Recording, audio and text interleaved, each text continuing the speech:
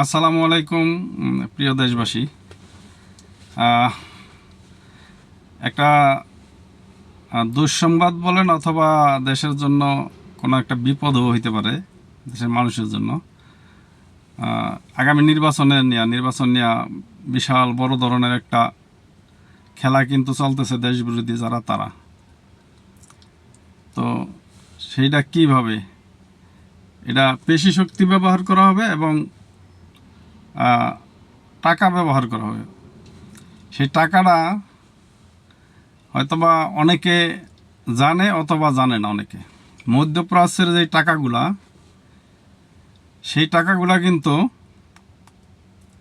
এই মালয়েশিয়ার মাধ্যমে মালয়েশিয়ার যে অনেক বাঙালিরা আছে, তাদের যেই দোসর দেশবিরোধী, তাদের মাধ্যমে বাংলাদেশে টাকাগুলা ঢুকতেছে। হ্যাঁ, শত কোটি টাকা ঢুকতেছে এই মালয়েশিয়া হয়ে বাংলাদেশে দুবাই, যদি আর ওই মধ্যপ্রাচ্যের টাকাগুলো দুবাই থেকে মালয়েশিয়া ঢোকে, এই সিস্টেমে ঢুকতেছে। তো পেশি শক্তি এবং টাকা দুইটাই ব্যবহার করব তারা দেশ বিরোধীরা ক্ষমতায় আসার জন্য।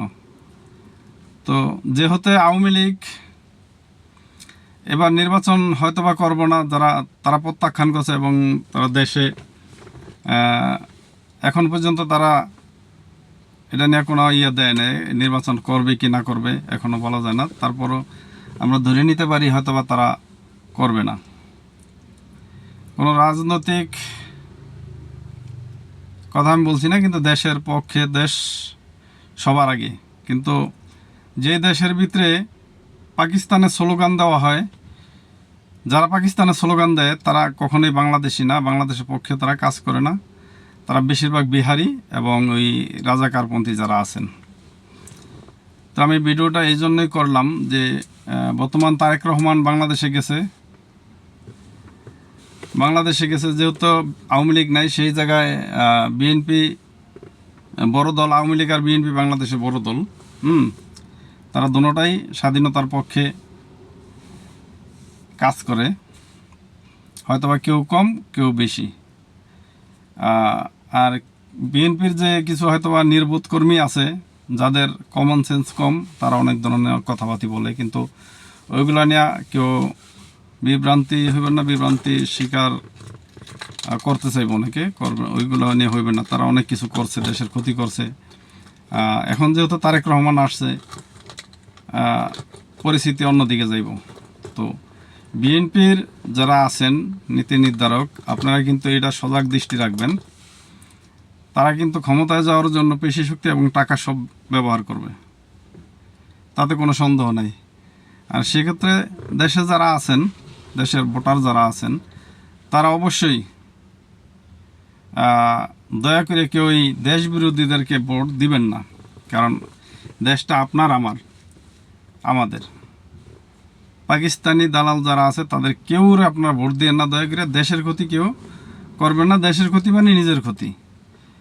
হ্যাঁ, দেশের ক্ষতি মানে নিজের ক্ষতি। যেহেতু আওয়ামী লীগ নাই, সেহেতু সেই জায়গায় বিএনপি আছে।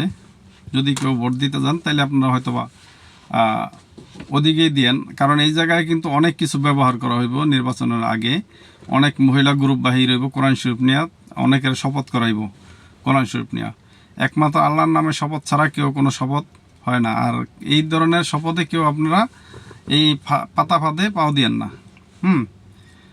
কারণ আমাদের দেশটা যা ক্ষতি হয়েছে তো হয়েছেই।